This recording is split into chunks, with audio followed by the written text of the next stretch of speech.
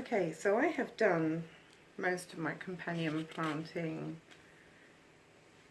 coupling up now, and my plan for my garden is kind of coming together, which is good. But there's a few more that I need to look up. So some people just gave me seeds this year because they knew that I was really getting into this, and some of this stuff I don't know what it is.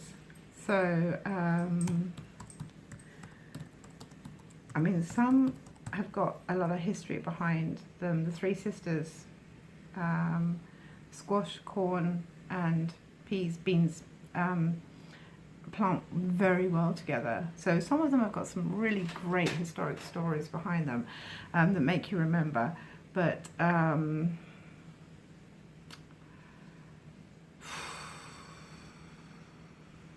okay, sorrel. Sorry, this was the one that I was stuck on. So sorrel is my first one. Sorrel likes to be planted with strawberries, cabbage and tomatoes. So I could put it in with my tomatoes. Okay, but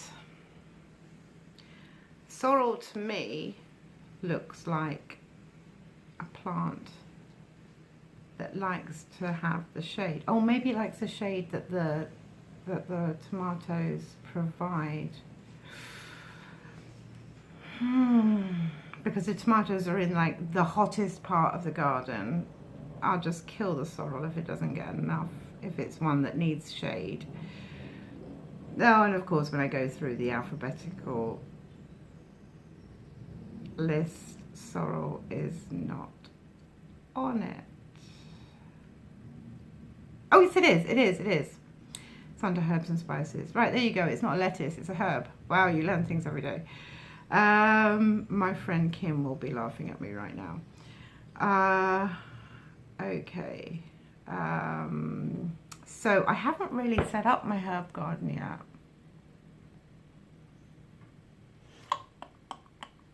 So I could leave the sorrel. I'm really tempted to leave my herbs in separate containers because I know some of them can be really prolific and just take over vegetable beds. Right, okay. I will just make a note that it's a herb. Don't laugh at me out there. And I'll just put container because I'll probably keep it in a separate one. Some plants really benefit from having some of the herbs grown in amongst them. I wanted to look up, I'll find it in a second. So here's a good example, dill. Dill is a flowering herb, and if you put flowering herbs in amongst vegetables that need more help in inviting insects to pollinate. So these would be vegetables that produce flowers, and some of them they don't produce too many flowers. So the squash and the cucumbers, they have maybe, you know, a couple of flowers going at the same time on a plant.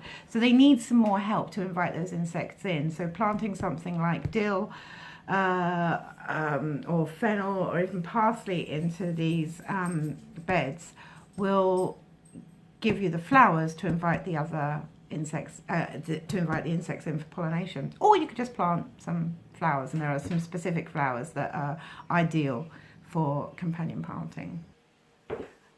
Okay, I find this amusing. So chervil, if that's how you pronounce it, is another herb that I was given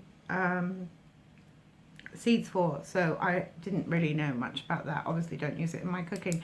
So I've just looked it up, and it says used as a delicately flavoured herb in cooking or as part of a companion planting strategy for your marijuana. There you go.